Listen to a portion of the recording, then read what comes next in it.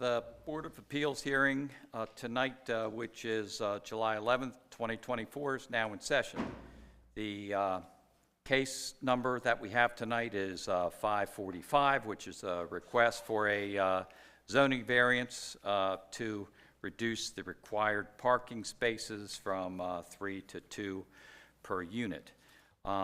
We will start with a roll call, starting at my left. Richard Wayner, present. Candace Basoli, present.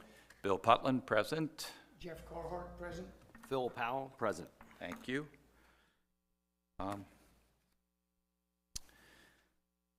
Again, the purpose for the meeting tonight is for a zoning variance.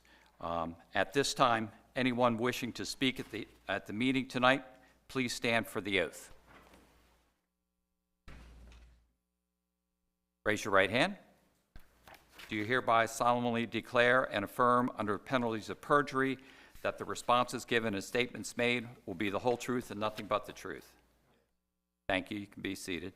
The codified zoning ordinances of the Mayor and City Council of Havre Grace specify procedures governing the operation of the Board of Appeals of the city. Section 3 dictates administrative requirements be met prior to the hearing. This includes advertising, posting the property, and notification of applicable property owners. Have these requirements been met? Yes. Thank you. Have we received response from interested parties? No, we have not. Okay, thank you. The ordinance governing the operation of the Board of Appeals for the city is a matter of public record and is available at City Hall should anyone wish to review it. The applicant tonight, again, is requesting a variance. And now we will get into testimony. And first, we will start with the Department of Planning from the City of Havre Grace. Please, when you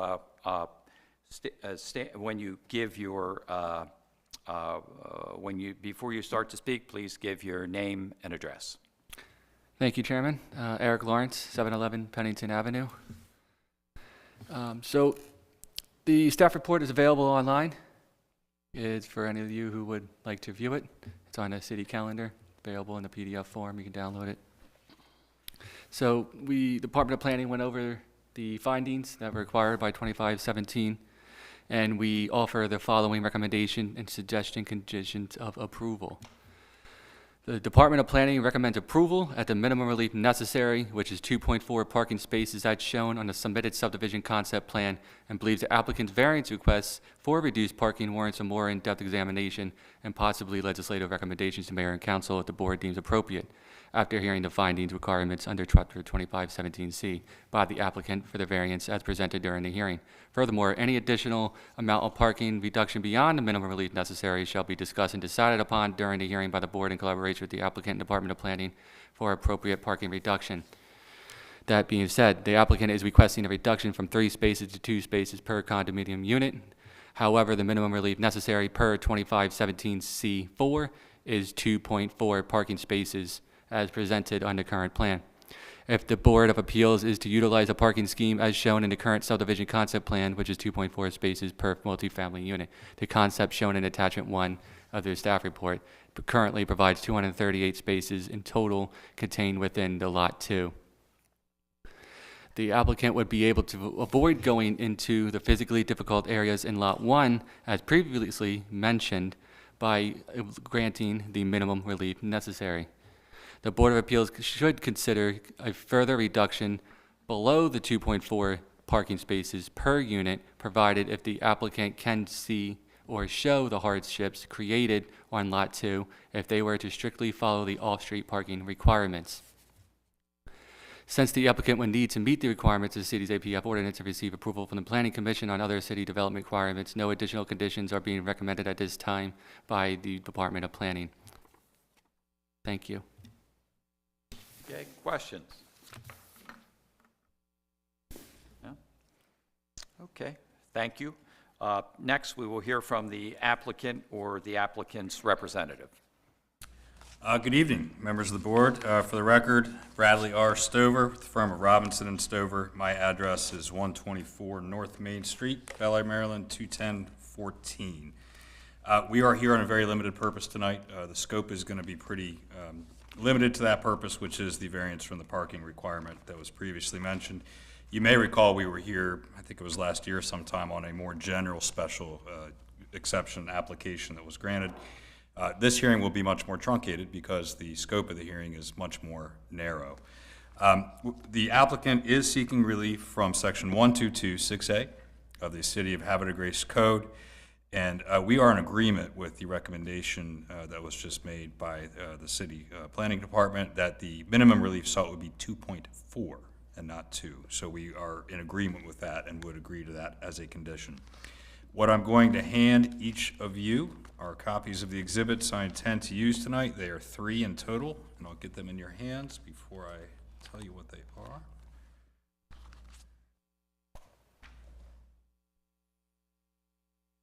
Thank you. Thank you.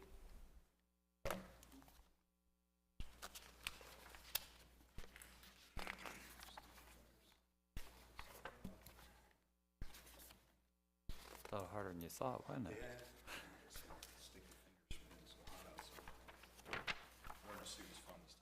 I bet.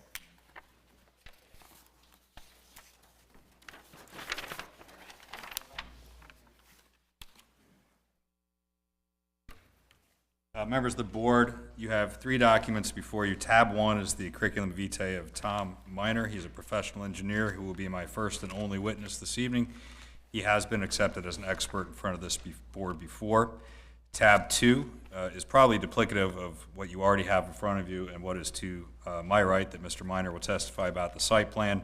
And then tab 3 is just the architectural renderings of the proposed product. So we will be offering those, and I would ask that those be part of the record and considered as evidence as the applicant's exhibits 1, 2, and 3. With that, I would call my first and only witness this evening, Mr. Tom Miner.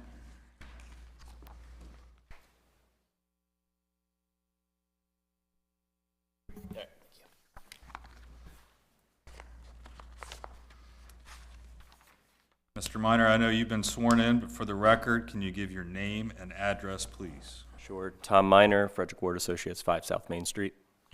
And are you a licensed civil engineer? Yes. And you've been qualified as an expert before this board in the past? Yes. I've handed you what I've also given to the board as applicant's exhibit number 1. Is that a true and accurate copy of your curriculum vitae? Yes. Members of the board, I will offer Mr. Miner as an expert civil engineer for purposes of tonight's testimony. Mr. Miner, are you familiar with the property or properties that are subject of tonight's hearing? Yes. And in fact, did Frederick Ward prepare the site plan that was submitted with the application? Yes. And I refer you to my right, your left. Is this the site plan that was prepared? It is. Let's briefly go over the site plan, first starting with the acreage of the total property. So it's 10.67 acres, zoned RB residential business. We're proposing townhouses and condos, while the condos have gone to the Board of Zoning Appeals prior. Access is off of Sign Hill Drive, which accesses Bully Rock Parkway as part of the master plan agreement. Currently, we're proposing 438 spaces. It's connected with public water and sewer, while stormwater management is provided within HOA open space.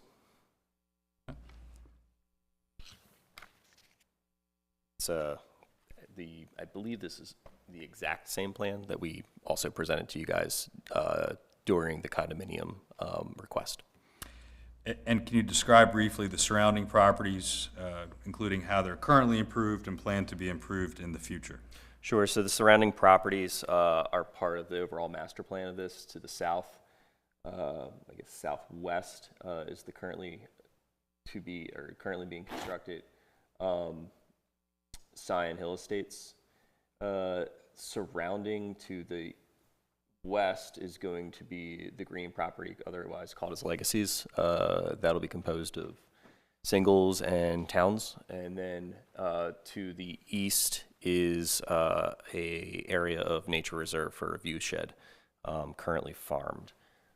North of that is the Mount Felix Winery and Vineyard. And then if you head further north is the commercial componentry that is slated for development in the future, along with the rest of Bully Rock Parkway. And I know this question's a little repetitive of the last time we were in front of the board, but can you describe the number of condominium buildings and units that are proposed on the plan? Sure. So there's going to be 4 total buildings on site with 96 total condos, 4 stories, 6 units per floor. And how many townhomes are proposed with 50 the plan? townhomes total.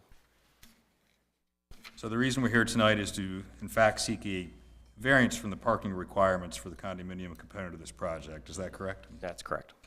And what are the total number of parking spaces proposed? Total number of parking spaces is 438. And if the code were to be strictly imposed, what would the number of required parking spaces be? Total number of required parking spaces for just the townhomes would be, sorry, I'm blowing my math. Don't have that exact number.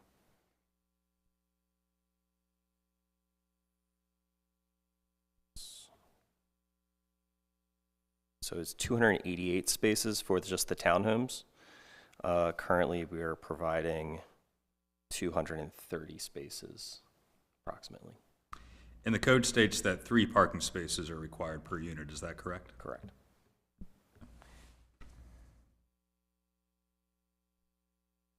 What is the total amount of the variance being sought? Total difference between the 2.4 and the total difference between the 2.4 and the 3 parking spaces for the townhomes themselves is going to be 58. Okay. And I mentioned this previously, and the staff mentioned it as well.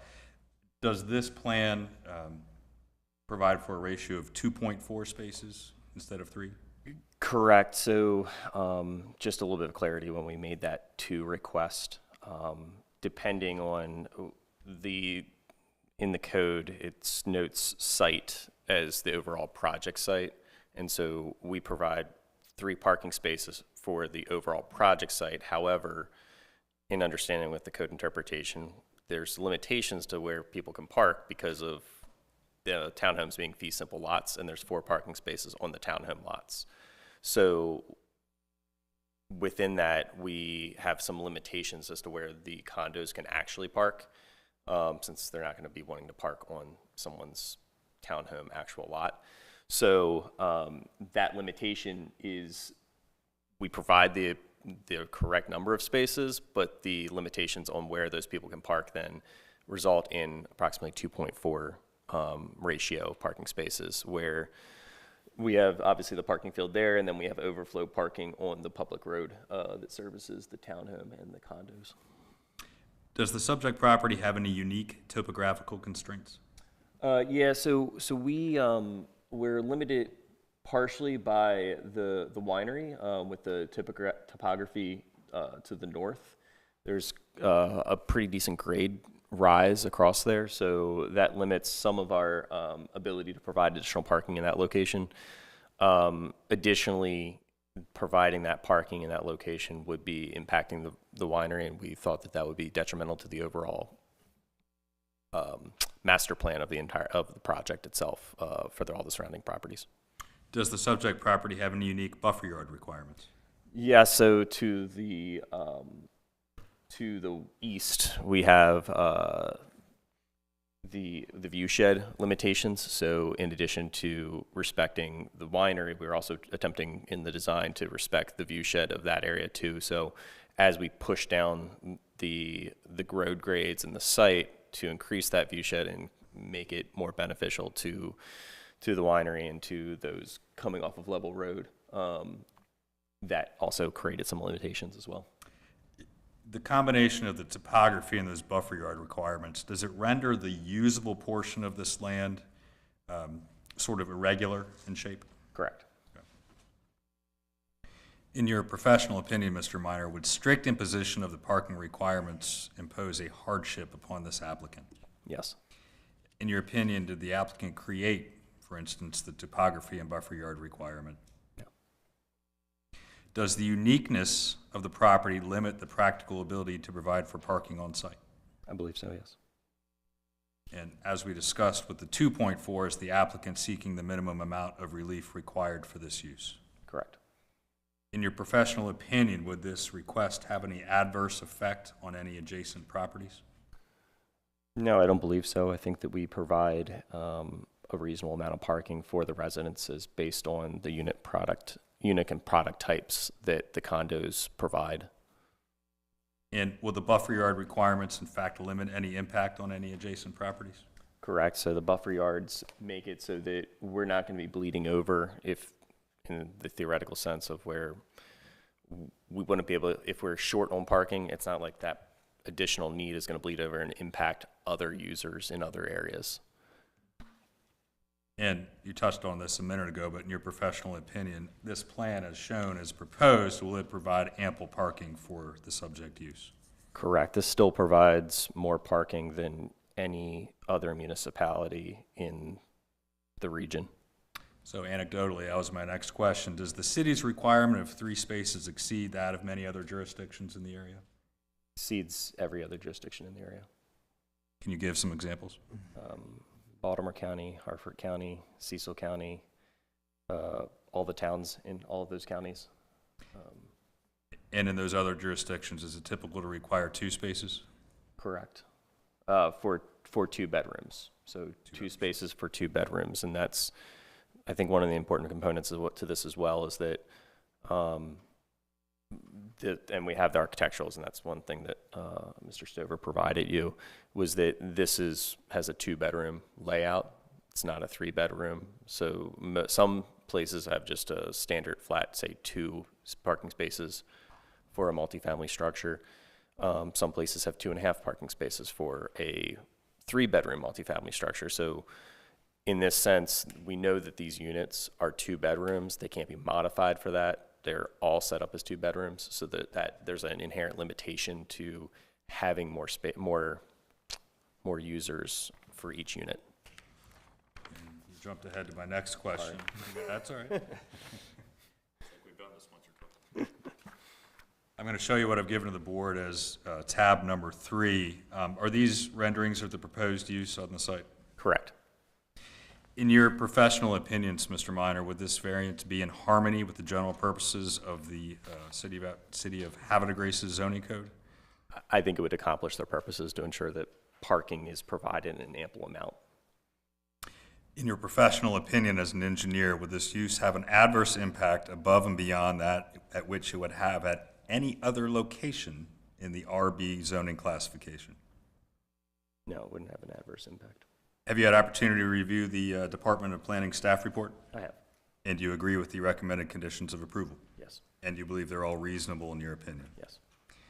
Members of the board, I would again point out that we're here tonight on a limited purpose. We were before you previously. At my last presentation, because it was conditional use, we went through the other various factors the board would be required to review, because tonight is very narrow, and by the way, that was approved. Because tonight is very narrow and specific to the variance, I don't believe we have to go through those with testimony tonight. We would simply incorporate or make reference to the approval, the board having heard those impact conditions relevant to the special exception. And with that, I do not have any further questions for Mr. Minor. Thank you. Okay, thank you. Questions? Yes. Were you aware when you started this project of the restrictions of the land and its ability to be used? Which restriction are you? We're talking about the swales and the buffers and all the other stuff that's involved in the report. It seems to me when you developed the plan, you should have known these things. So when we started the project, we actually thought we were in compliance of the code because we were providing sufficient parking per the code requirements, which says for the project. The limitation was some of that honestly was in the interpretation of what the site incurred, and that the parking was then separated out as to townhome 3 spaces and condo 3 spaces, and that we couldn't blend those requirements. Which is fully within, the zoning director's, guidance on that, but we initially, that's why that was laid out like that. We also felt that having 3 spaces for those condos was going to be a lot of parking, more so than any other project we've developed in all of our, I'd say all of our years of developing any kind of multifamily structure. So that was also one of the other reasons why we didn't. Now, that being said, the limitations, the buffers, we also, starting the project, we were working with Mr. Iannello to ensure that as we were developing the project, that we were respecting the winery and making sure that it still provided a viable business that didn't overly encroach, and some of that, and that impacted the available parking that we could provide in there. So that limitation, uniqueness of having a winery right next door and making sure that we weren't too close to that, to the property lines, overly impacting, grading into areas that would be better left as green space buffering, that impacted the excess amount of parking that we could have provided. Thank you. Okay. Other questions? Yeah, I have one. I just want to make sure that I understand. Though the variance would cover the entire development, the question we have is strictly for the condos? So I guess we're only really requesting it for the condos, the 2.4 spaces. We're not particularly requesting, and that kind of comes back into the site versus condo versus town. Right. We're really only requesting the 2.4 spaces for the condos because the towns are actually providing 4 spaces per town. And I noticed some of them have garages. That's Correct. I So know. there's 2 garage spaces. It's a 2-car garage, and then Right. there's 2 spaces in addition to that. okay. That's all I had. Thank you. Thank you. And is this the final plat? So currently, we are working through the town. We have an APFO requirement that we have to meet for the water. That's being studied currently. So I'd say we're not particularly on a hold, but we can't go to Planning Commission and get final approval until that APFO requirement is met. We are doing other work to progress the design. However, this is also a very critical component because if we have to change and have all this additional parking at it, it then means we have to redo design components that we have. So this is one of those components why we can't go to final plat. However, based on our current understanding of what we've developed, we kind of fully expect it to look like this. So as I said before, we submitted this as previously, we haven't changed anything. Unless we're told we have to change something, I don't anticipate to change anything. So what you're looking at is what you're gonna. All right, but that change would not be additional units. No. We're not asking for additional density. That's not gonna result in additional density on that. All right, thank you. Other questions? Okay, thank you very much. That's the applicant's case. Thank you. Thank you. Is there anyone else that would like to speak that's been sworn in at the hearing tonight? Please, come forward, please. State again your name, address. I'm George Johnson. We own 2026 Level Road, which is known as Zion Hill, Havre de Grace. Our formal address is 101 Bill Hart Road, Noonan, Georgia, 30265. And we've been involved in this process with the Planning Commission, and it's been, upsy downsy, and, we've been pretty involved in that. The meeting that happened last September here, we didn't know about that. We didn't get the notice. We didn't know we would have been here. But all that said and done, I've really streamlined my presentation. I have a memo I'm going to enter into the record for you to review. Anyway, this is all governed by a single concept plan that's dated 12/2020. That's the controlling document. The property in the single concept plan was identified as 13.96 acres, and now they're talking about 14.68 acres. And I'm not quite sure where that differentiation came from or why it matters or what's going on there. The single concept plan identifies the residential space as housing for elderly and assisted living, subject to approval. So we were along with that, and we thought parking, there's not going to be a lot of traffic. It's the only thing you have to worry about is emergency vehicles. But that's all that's somewhere out there now. So the plans are not formalized yet. I mean, the Planning Commission has a lot of questions. Some of them the same questions that we have. So in reality, this is a variance to the variance that was already granted. And my understanding, this really should be done by an amendment to the code, not by doing another variance that was not asked for in the first place. The design, as far as I can tell, does not represent anything relating to the historical nature of our property, which is on the National Register of Historic Places, not homes, or it's a National Historic Landmark, and it's the house and the environments. The Maryland Environmental Trust property was donated by John Green's mother to the state to protect the view from the main house, and that's why that is what it is. So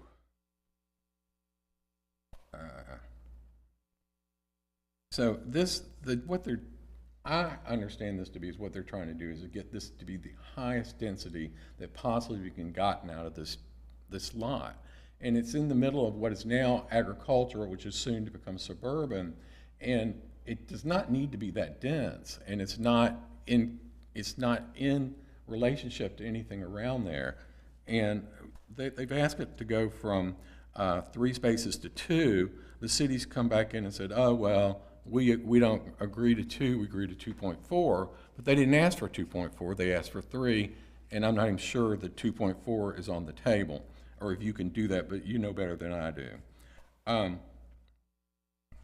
I have no notice about the new easement that's going to have to be granted to get to the property, and I assume that's this right here, but I'm not sure. There's no access other than the current farm lane, which is our road. His deeded easement is not the farm lane. It runs up the edge of the Maryland Environmental Trust, which is just a confusing issue to this whole single concept plan and what people think about. They think that the farm road is the easement, but it's not. The single concept plan notes that no decision by the Board of Appeals can conflict with the single concept plan. So, and the city will party that too. The topography, they're not unique. The whole neighborhood is rolling hills. It all slowly rolls down to the Chesapeake, and there's nothing really unique about it. The property is a hatchet-shaped piece of property, and it's not really, I mean, all the properties around there are kind of in odd shapes, but I can't say that a hatchet shape is an odd shape. Okay, so the hardship that they're claiming is really a self-imposed hardship. They want to get more money out of this than as much money out of this as they possibly can. And so they're asking for their higher density, less parking. And that's the way, that's our position on this. And I hate to bring this out, and it's not a particularly nice thing, but I've learned, from my legal counsel that the property, the 13.96 acres in Mr. Iannello are subject to foreclosure right now in the Circuit Court of Harford County. It's been open since March 21st. Now, how that plays in, it plays into, are these really the parties we're going to end up dealing with? Because there are 9 plaintiffs to the court case, which I'm sure you're going to have to look up. And I don't know where they're not, but are 9 people going to own this property? And they're going to come in with something different? So I think we're putting the cart before the horse. It should be gone through amendment. It needs to go back down to Planning Commission, and we need to work it out farther before this is decided. In the public notice that came out, we did get a certified letter from Eric Lawrence, but we were originally put on notice by the sign that was at the end of the driveway. And the sign was misprinted. It said, Mr. Ianello, 2000 Level Road, and then the description of what was happening was about a building that was being added to a house somewhere off Bully Rock or Chapel Road. It didn't have anything to do. So I don't know that we're harmed by the notice, but the public was harmed by the notice, because if they went up there and looked at it, they wouldn't have understood what was going on. I have a picture of it if you all want me to get it to you. And these are my submissions. So I'll give you one. Thank you. Thank you, sir. It's just a more clear statement about the variance and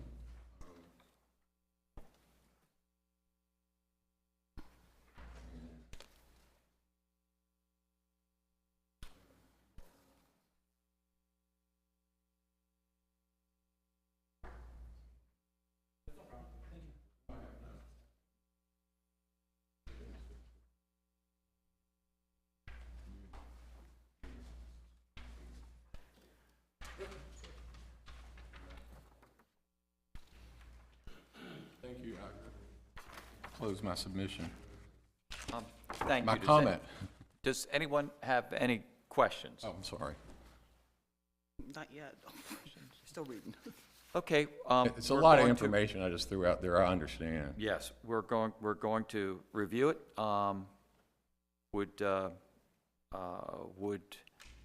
Okay, thank you. The applicant does have a opportunity to comment on anyone's comment. So would you? Okay, thank you.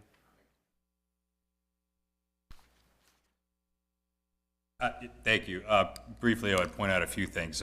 It's not quite correct that this is a variance to the variance. What was before was actually a conditional use or a special exception, number one.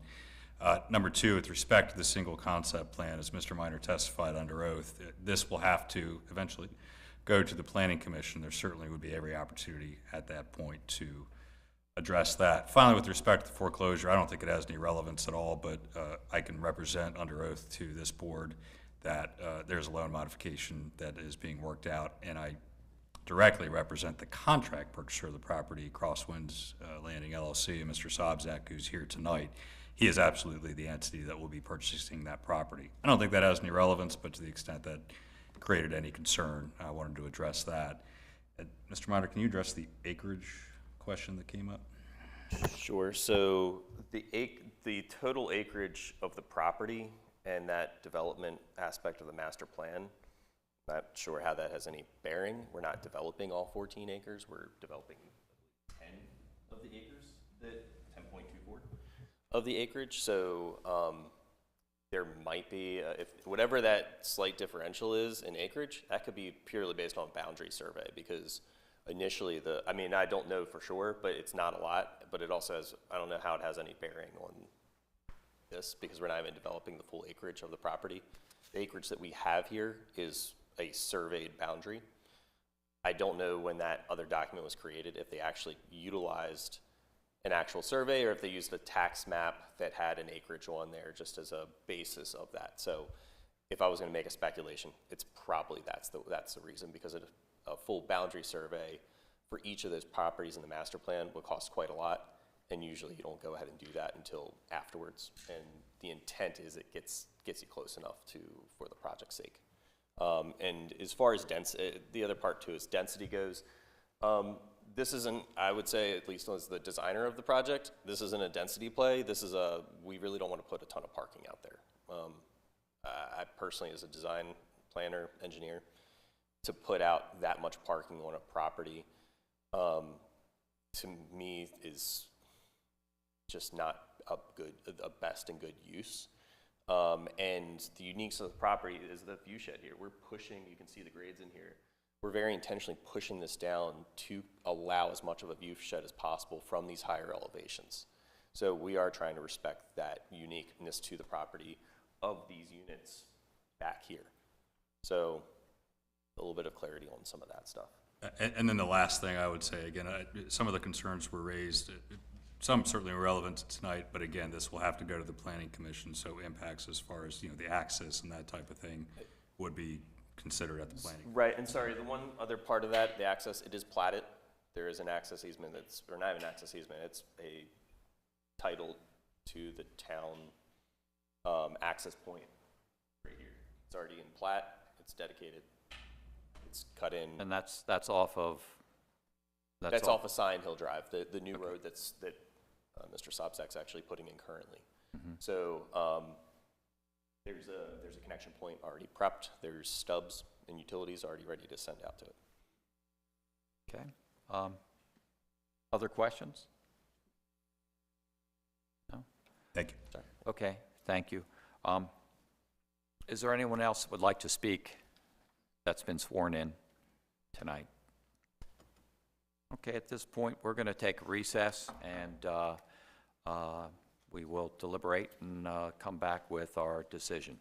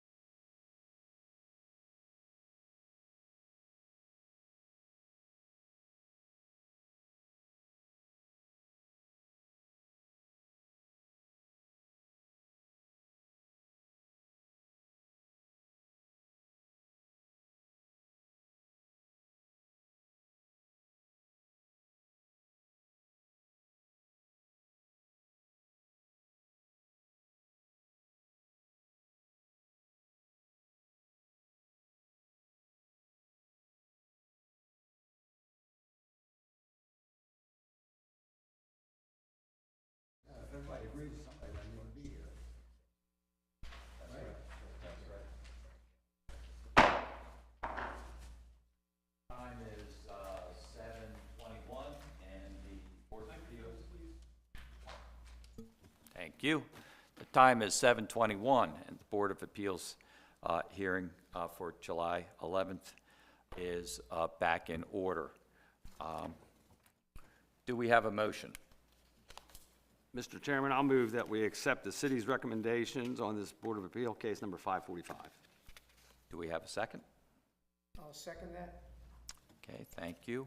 We will do a roll call vote. Please state your name and your position. Richard Wayner, nay. Candace Basoli, nay. Bill Putland, yes. Jeff Carhart, yes. Phil Powell, yes. By motion of a 3-2 vote, your request has been approved. The Board of Appeals is adjourned. Thank you. Oh. You said that earlier.